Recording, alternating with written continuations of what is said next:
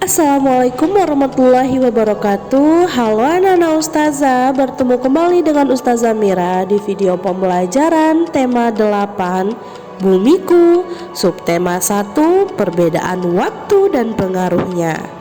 Pembahasan pertama yaitu pergerakan bumi. Matahari selalu terbit di timur pada pagi hari dan terbenam di barat pada sore hari. Mengapa dapat terjadi demikian?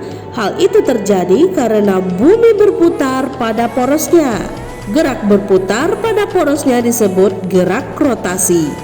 Satu kali putaran bumi memerlukan waktu 23 jam 56 menit dan 4,69 detik atau 24 jam jika dibulatkan.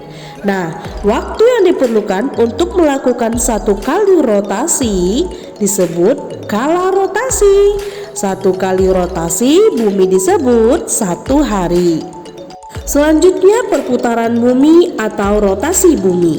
Nah, planet bumi dan planet di tata surya lainnya memiliki banyak aktivitas yang sama. Salah satu aktivitas yang dilakukan bumi adalah pergerakan bumi pada porosnya atau sumbunya. Anak-anak ustazah, tanpa kita sadari, planet bumi yang kita tempati ini sebenarnya berputar karena waktu putarannya ini yang pelan-pelan, maka kita tidak menyadarinya.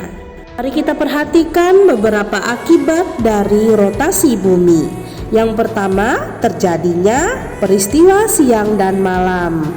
Kemudian terjadinya perubahan waktu. Bentuk planet bumi menjadi bulat dengan tepat di kedua kutubnya. Terjadinya pembelokan arah angin, terjadinya gerak semu harian matahari, adanya penanggalan Masehi, pembagian waktu di berbagai belahan dunia, dan terdapat jet lag ketika kita naik pesawat. Selanjutnya, mengidentifikasi musim yang terjadi di dunia. Ketika musim hujan, bumi menjadi basah karena tersiram air hujan. Banyak tanaman mulai tumbuh, pohon-pohon yang layu karena kekurangan air tampak segar kembali. Para petani mulai menanam padi di sawah. Cuaca semula panas menjadi sejuk. Musim hujan selalu dinantikan oleh banyak orang. Namun, ada kalanya musim hujan menyebabkan bencana. Amatilah gambar bencana yang terjadi di bawah ini. Nah, pada gambar ini Ustazah ingin antum membaca fakta-fakta sains di halaman 44, 45, dan 46. Bumi membuat sebuah jalur atau orbit berbentuk elips saat mengelilingi matahari yang disebut revolusi bumi. Adapun revolusi bumi memerlukan waktu 365,25 hari atau 1 tahun, dan arah revolusi bumi berlawanan arah dengan perputaran jarum jam. Revolusi bumi mengakibatkan yang pertama terjadi gerak semu tahunan matahari, kemudian terjadinya pergantian musim, terjadinya perbedaan lamanya siang dan malam. Kita lihat pembagian daerah waktu di Indonesia. Sehari semalam ada 24 jam. Di Inggris dikenal istilah AM, anti-meridian, menunjukkan waktu antara pukul 12 malam sampai pukul 12 siang, dan PM, post-meridian, menunjukkan waktu antara pukul 12 siang sampai pukul 12 malam. Nah, sementara di Indonesia dikenal istilah siang dan malam. Untuk waktu 12 jam kedua ditambah dengan 12 jam sehingga setelah pukul 12 siang menjadi pukul 13.00 hingga pukul 24.00 atau 00.00. Nah, dengan demikian siang dan malam saling bergantian sambung menyambung. Awal perhitungan hari dilakukan dengan perjanjian dan batas tempat yang disebut batas garis tinggal internasional, yaitu garis bujur. Indonesia terletak pada 95 derajat hingga 141 derajat bujur timur. Berarti sepanjang 46 derajat, maka 46 derajat dibagi 15 derajat yaitu 3 jam wilayah waktu, sehingga Indonesia terbagi menjadi 3 wilayah waktu. Di antaranya yang pertama WIB, yaitu waktu Indonesia Barat, meliputi wilayah Jawa, Sumatera, Kalimantan Tengah, dan Kalimantan Barat. Adapun WITA atau waktu Indonesia Tengah meliputi wilayah Sulawesi, NTT, NTB, Bali, Kalimantan Selatan, dan Timur. Dan yang terakhir yaitu WIT, waktu Indonesia Timur, meliputi wilayah Maluku dan Papua. Anak-anak, Masya Allah, Subhanallah, sungguh luar biasa ya nak, anugerah dari Allah Subhanahu wa Ta'ala kepada bangsa Indonesia. Sudah selayaknya kita selalu mengucapkan syukur, Alhamdulillah, atas anugerah tersebut berupa alam raya ciptaan Allah yang terdapat di beberapa pulau. Selain dengan menjaga dan merawat alam raya pemberian Allah ini, kita dapat mewujudkan rasa syukur kita melalui lagu. Salah satunya lagu syukur ciptaan Haji Mutahar.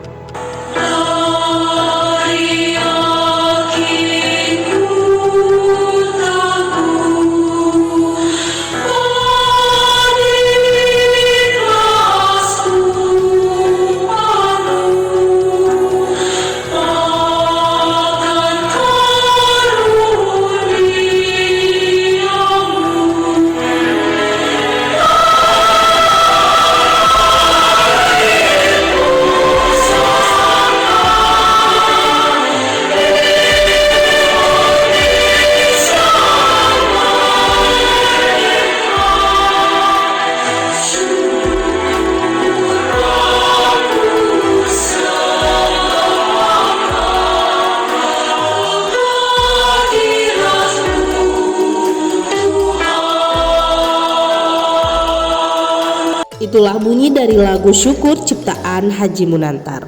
Notasi yang lebih dikenal dengan not adalah dokumentasi dari sebuah karya musik.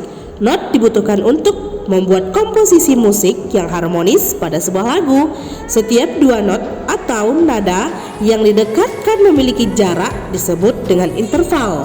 Interval nada dibedakan menjadi dua, yaitu interval nada diatonis dibagi menjadi dua, yaitu diatonis mayor dan diatonis minor. Adapun diatonis mayor adalah tangga nada diatonis yang susunan nada-nadanya berjarak. Kita lihat pada gambar ini. Kemudian diatonis minor adalah tangga nada diatonis yang susunan nadanya berjarak. Lihatlah pada gambar ini. Dan yang terakhir itu pentatonis. Di sini tangga nada yang hanya memakai 5 nada pokok. Ragam tangga nada pentatonis ini dibedakan menjadi jarak antar nada serta pilihan nada yang didengar. Selanjutnya anak-anak, setiap warga negara memiliki hak dan kewajiban yang sama satu sama lain tanpa terkecuali. Sebagaimana kita pelajari sebelumnya, bahwasanya hak adalah sesuatu yang berhak diterima oleh warga negara, seperti hak pendidikan, hak beragama, dan hak hidup aman. Kemudian hak mendapatkan pelayanan publik. Sementara kewajiban adalah sesuatu yang harus dikerjakan warga negara, seperti membayar pajak dan mematuhi peraturan yang berlaku. Nah, kita lihat negara-negara yang berada di kawasan Asia Tenggara mengadakan kerjasama yang disebut ASEAN. ASEAN beranggotakan sebagian besar negara-negara di kawasan Asia Tenggara. Asia Tenggara seperti Indonesia, Malaysia, Filipina, Singapura, Thailand, Brunei Darussalam, Vietnam, Laos, Myanmar, dan Kampuchea. Silakan Ananda baca bagaimana ketampakan alamnya, keadaan sosial dan budaya, kegiatan ekonomi terhadap negara-negara masing-masing pada halaman 19 hingga halaman 28. Pembahasan terakhir yaitu reporter. Reporter adalah sebutan bagi salah satu profesi yang digunakan dalam bisnis media massa. Biasanya sebutan ini untuk radio dan televisi Sedangkan bagi media cetak cenderung menggunakan sebutan wartawan. Dalam bekerja, seorang reporter biasanya tidak seorang diri. Ia akan ditemani oleh seorang juru kamera. Untuk menjadi seorang reporter harus mempunyai keahlian yang memadai dalam hal menyelidiki, mengumpulkan berita, mengambil gambar, wawancara, dan menulis naskah berita yang sangat berbeda dengan penulisan di media cetak, sehingga dalam penayangan informasinya akan menjadi suatu jalinan cerita dan laporan yang menarik untuk disaksikan dan dinikmati oleh penonton. Seorang reporter adalah yang terlatih baik dalam menyelidiki maupun mengumpulkan bahan berita.